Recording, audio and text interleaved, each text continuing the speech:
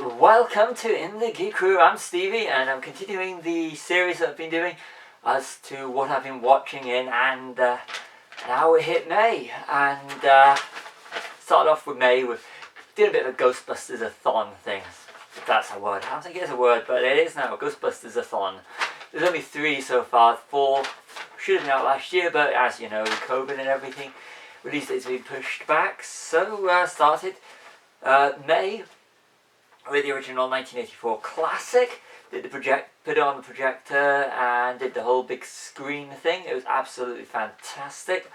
You know what, seeing, with all the cinemas still to, with the movies to come out still, there's an opportunity for them to show classic movies, and Ghostbusters is one I'd love to see with an audience. I saw it in '84, but to actually see it with an audience again, so I'm just winging it by doing it at home with a projector.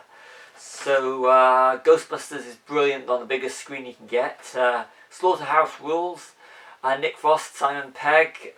I love the film. It's brilliant. Michael Sheen's in it. It's good British horror film, horror comedy. Really enjoy it. If you haven't seen Slaughterhouse Rules, check out Slaughterhouse Rules. Or watch RoboCop 3 for the High Ground podcast. You know what? I remember seeing this at the cinema. It's a bad film, but I've seen worse. But it was a product of its time, so I discuss it more on the High Ground podcast. Link below. Well, we discuss it more on the High Ground podcast. Link below. Continued with the MCU with Captain America: Civil War. It's more of an Avengers movie. Call it Captain America: Civil War. It's not really a Captain America. It's an Avengers movie without Hulk and Thor, really. And went to Ghostbusters 2. You know what? It's been a long while since I enjoyed Ghostbusters 2, but putting on the big screen, and sitting in darkness, no phones and everything, and just enjoying the movie, it's not that bad. It's gone up in my estimation. Ghostbusters 2 has. Haven't enjoyed it this much since I was young. So Ghostbusters 2, Demolition Man.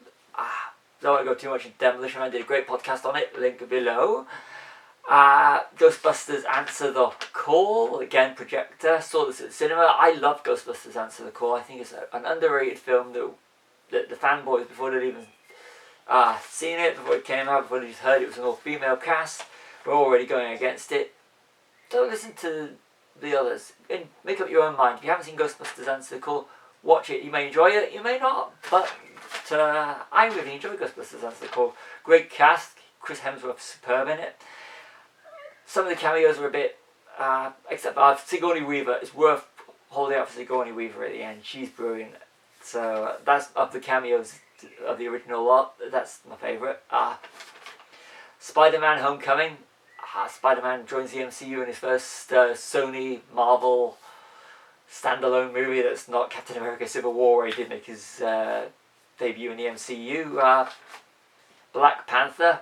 Superb movie. Chadwick Boseman is superb. The whole cast is superb.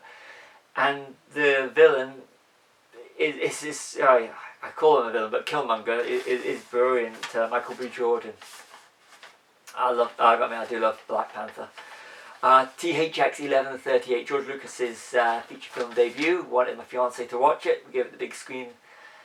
I did it on the big screen, and THX 1138, superb movie. I love it, and I wish George Lucas would go back to directing and making films like THX, American Graffiti. He is more than just Star Wars. And THX 1138, ahead of its time. Love the film. Army of the Dead on Netflix. I love Zack Snyder, and I really wanted to enjoy Army of the Dead. It's enjoyable, but it just reminded me too much of Resident Evil Extinction. I mean, not as a bad thing. I love Resident Evil Extinction, but with the Las Vegas and with the colour palette of Army of the Dead, it just reminded me way too much of Resident Evil Extinction. Check the movie out. I enjoyed it. Like I said, it's a nice bit of nonsense, and I think Zack Snyder's a genius, but Army of the Dead, like I said, is too much like Resident Evil. Doctor Strange. I actually enjoyed Doctor Strange. I'm not really first few times I watched it at the cinema. Just wasn't a fan of Doctor Strange, but I actually enjoyed it really more for the first time, I suppose. And I'm looking forward to Doctor Strange in the Multiverse of Madness. Had to do a Star Wars movie on its release, 25th, or the anniversary of its release, the 25th of May.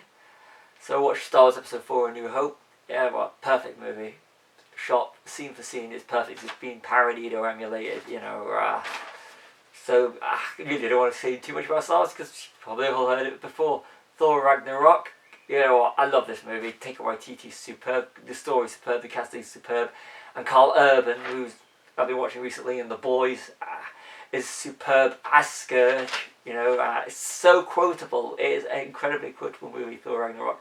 And the use of Immigrant Song by Led Zeppelin, spot on. And ended May on my 82nd movie with Ant-Man and the Wasp, which I love. I'm a huge fan of Ant-Man and Ant-Man and the Wasp. And I'm looking forward to where they go with Ant-Man and Wasp Quantumania. So that's what I've been watching in May. Hopefully there's some choices that you might want to watch. And see you all in the next and what I've watched in 2021 in June. See you all soon.